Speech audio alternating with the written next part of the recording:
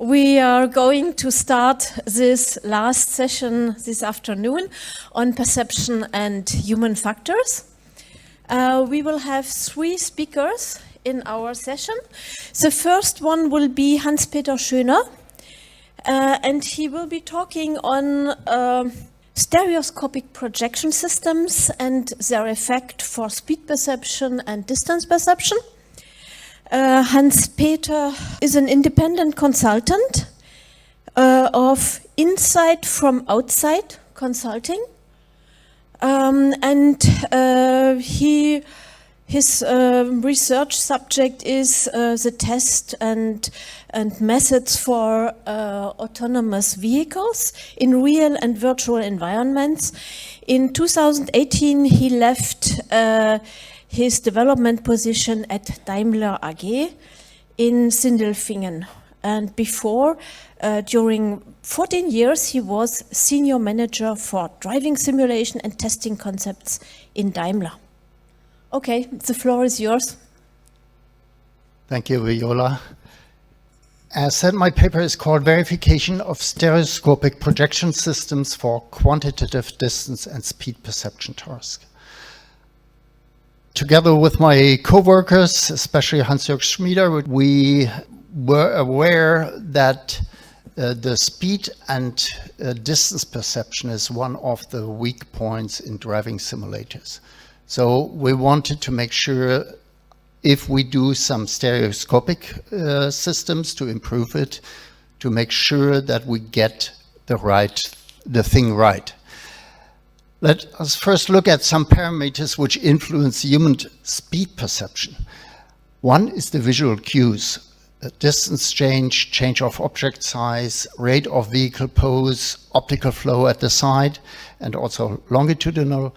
But there are much more. There is acoustic cues, there is haptic cues like vibration, and there is also equilibrium cues which are sensed by the ear. And there is also knowledge and experience by driving experience and how do things look like at a certain speed, maybe even some wind effects or something like that. And there might be even more. So we want to focus on the visual cues, and especially for distance perceptions, and speed perception is nothing else but the differentiation of distance, or at least that's one part of this perception. We base our analysis, what is really important for geometric or for visual cues, on the perspective and projection geometry, which is based on linear arrays, which is developed in the Renaissance art. And there are 2 important things which you have to learn from that. There is always a horizontal plane, and this horizontal plane is always on the level of your eye. If you go down, the horizontal plane will also go down. If you go up, same thing. And there's also a vanishing point. All parallel lines will converge to this vanishing points, at least all parallel lines which go in parallel to your viewing direction.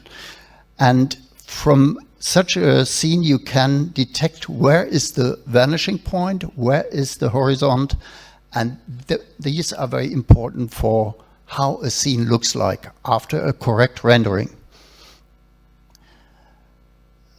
If you look at monocular distance perception, you have a person standing on the ground, and he is or she is perceiving the horizontal plane by his own eyes and the sensors in the ear what is horizontal.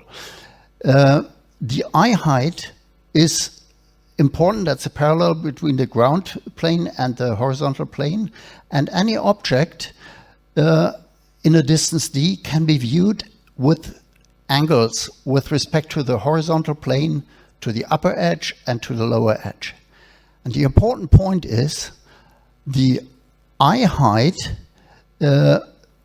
is calibrating the distance. If you are higher, you see things to the ground point in a larger angle better, and with the cotangent of beta, you have a relation between distance and eye height. If you look at any kind of ground pattern which is more or less regular, you can judge your eye height from your own experience. It depends very much on your own level, but you are able to judge how far you are above that ground. And it depends very much on the type of pattern you have on the ground. If you can assume it's a regular pattern, or it has always stones of similar sizes from here to infinity, then you have a quite well understanding how high you are. But it can be biased by something like a door. A door has a given height, and if you make the door smaller, like in this next screen, then the size looks different. So you have to be very careful what is your perception of eye height, and it depends a lot on your experience. Let's now look at the real scene in the street. This is a scene from a driver's perspective. It's a passenger car perspective, and you see the horizontal line is passing through the window of this other passenger car standing at the side. It's the same level as you would have when you are sitting in that car as a driver. If you take the same scene from a truck driver's view, you see it's much higher, and you see maybe the truck on the right side, the truck driver's view goes higher through the window of the truck. And so that's a difference. These are small differences you might not even notice when you are going in the street, but they are important for judging distances based on your own height estimation. Now, looking at the stereoscopic visual cues. The first thing, if you have a stereoscopic pair of pictures, like in the left side in this picture here, you see that in the far distance, the objects are doubled. And the distance of these objects which are far away need to have the same distance as your eye distance. And that comes from the picture at the side. If you look to very far objects on the horizon, you look with parallel eyes. So the rays of your eyes through the screen will cut the screen at a distance which is the same as your eye distance, the IPD, interpupillar distance. And that is one important feature for stereoscopic presentations. If you have any object which is closer, like this car, then you can calculate how the parameter P will vary with the position, and you have formulas to calculate that. The important thing is to remember for objects in screen distance, when the large d and the small d are the same, then P goes down to 0. The points of the two different projection pictures fall together. And for far distance object, as discussed before, the distance will be IPD. And that's universal. And the convergent angle, which you could look at these two different pictures, that's a visual cue to tell you the distance of an object.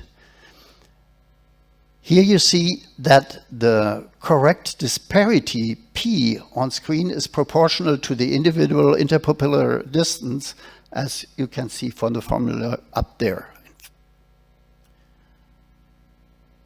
If you take two pictures and then project them at the same time, here you don't see that the distant point is moving, because your brain puts it together in a way that for you it's a picture like that. And of course I would like to show you stereoscopic pictures, but I can't do that here. Now let's look for relevant measures in the car. One is the eye height in vehicles. You see it varies between cars and trucks between plus minus 30%. It's a lot. the eye height of a sitting person, even if the seat is at the same position, it still varies by 7.5 centimeters, and that's 10% of the height of the person. And the interpupillary distance changes from 63, which is the average, to plus 25 and minus 25%. So it's a large variation of all those points. So you have to consider the correct personal values for your rendering of a correct stereoscopic picture, and it's more relevant for stereoscopic than for monoscopic pictures. So let's put that together. The individual distance perception depends very much on personal experience. It is highly intuitive and trained over years. Experience and habituation play an essential role. The horizontal plane, normally identified by equilibrium sense, is one key factor. And in the real world, the horizon is always perceived on the same level as the eyes. Several body measures are part of the calibration process, especially eye level above ground related to body height, and that's for mono and stereoscopic viewing. And the interpupillary distance, IPD, is especially for stereoscopic viewing a second point. And what is not mentioned here, but it's written in the paper, also the distance where the person is in front of the screen, because the rendering knows this parameter and uses this parameter. So if you are presenting a person in a driving simulator, a scene which is rendered for other body measures, you cannot expect that the distance estimation will be correct. And visual illusions use these effects deliberately to make those illusions. So a recalibration process for individual body parameters is necessary if distance perception is paramount. And since speed perception is based on variance of distance, also speed perception comes out not correct if the distance is not correct. So we defined a set of 7 verification tests. 4 of them we're showing here. They are based on the known physical principles for virtual distance cues, for reducing the number of unknown factors for future investigations. They are the basis that the projected scene can be viewed correctly. And maybe there are more things, but this is a basis we should fix in all our future investigations. We place virtual objects in a simulated scene for easy implementation of such a verification, and they should consider the individual body parameters. The complete test set will be found on the DSA website. It's not implemented yet, but it will be soon. How does that look like? Here we have 3 objects. They are placed in the space that's a bird's view on the left side and the driver's view on the right side. You see 3 blocks, and you see the horizon is in the haze. You can't see it really. But if it's objects like that, which are adjusted to the eye height of the observer, then you can estimate where the horizon really is. But you should also try to check that in a vehicle with some marker, maybe on the windscreens. You should do that the driver by himself can adjust his seat height, but you also could do that with a laser pointer, and maybe that could look like that. Of course, you have to point that from behind so it doesn't go into the eyes, but you could check with this whether the distance and the height is correct. And if you are using different locations, then you see the angle will be different. And so, of course, this is also true for horizontal angles, and your distance perception will depend on that. If it's wrong, you cannot expect it's correct. Now, this is the second test. We have 4 cubes here, which have all the same size, but the important thing is they have a certain distance pattern, which is a multitude of the distance from the observer to the screen. And if you place them correctly, you can see all 4 of them.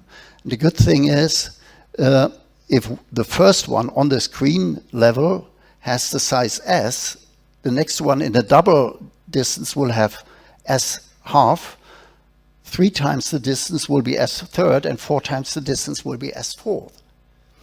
And the same applies for the width.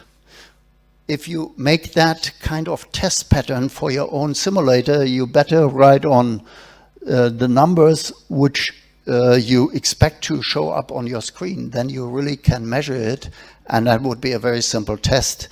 You define the point where the driver should be, and then you have those test patterns, and you can measure whether it's correct. If you have a flat screen and if you have correct mathematics, that should come out automatically. But if you have rounded screens or spherical screens, and if you have multiple projectors, you cannot be sure that this comes out correctly, so you better check. A next test would be to make I call it a lion's cage, on the distance of where the screen is in a virtual world. And if you look at right and left picture, they are a little different, but yeah, if you look at them at the same time, you see in the center part, where it's green, the lines, they look the same for right and left eye. And if you go more outside, it's more or less at plus minus 20 degrees. The stereoscopic way is affected by your slant angle of the eyes, which gets a difference with the 2 things. And the same thing happens also in your eye. So the correct stereoscopic viewing is only for the plus minus 20 degrees about. And if you want to judge the distance of an object, you will turn your head to focus it or to look at it, and then this happens automatically. But in the projector, in the projected screens, you might need to do some correction for that, or you have to be aware of that. But with such a cage, you can find out that it's correct on the screen, and you can measure if there are any distortions. If there are squares in your virtual world, they should be square on the screen as well. And of course, you can do Pythagorean triangles to measure also diagonals if they are correct. If you go far away now, that's on the horizon. As we said before, the things should jump between left and right pictures for a distance which is like the IPD. Of course, if the screen is very close, that looks very large. If the screen is far away, it looks smaller. But that needs to be the correct point. And also, if you look at the white stripes, they should really intersect at the point where the screen is located.